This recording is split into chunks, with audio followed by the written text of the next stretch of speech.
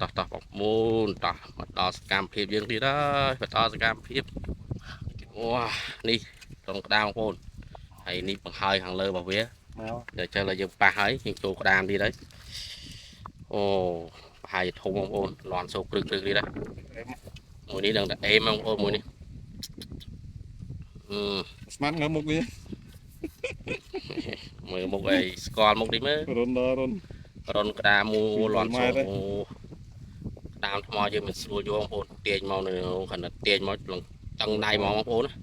ដោយសារវាពើងមួយដីវាទប់ដីវាទប់លំមួយដីវាថាវាចាល់វាច្រាស់យើងមកយើងយកវាចេញអញ្ចឹងណា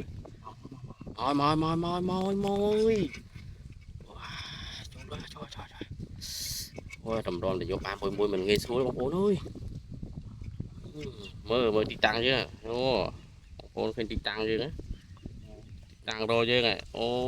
មិនធម្មតាទេ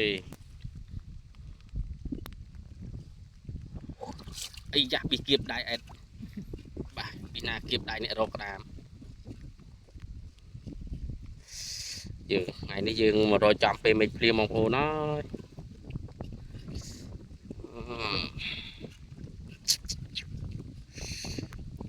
មកមួយនេះបងប្អូនធំមកអូលោកយកលោកចាប់ចាត់គៀប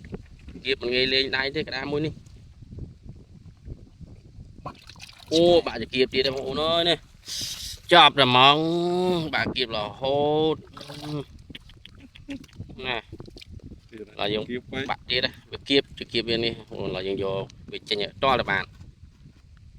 មកពួកចំហ៎យោយអូស្ទឹងដៃទាញឡើងញ័រដៃបងប្អូន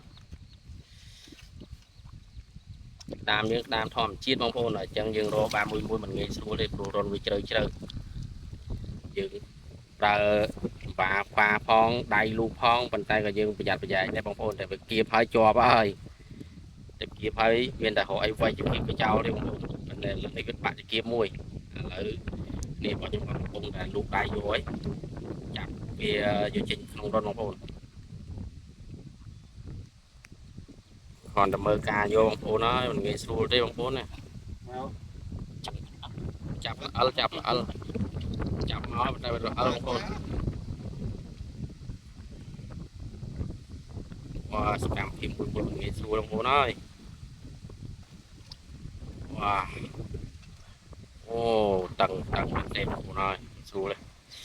ខ្វាផងលូកផងណាមកហើយអូ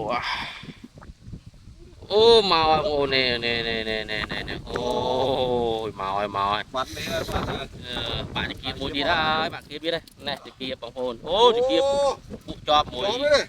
ដងបងប្អូនអូអានោះមកជាប់ដៃវិញដល់មិនអីបងប្អូនហើយអូយមកយីឈ្មោះអូលោឈ្មោះវ៉ា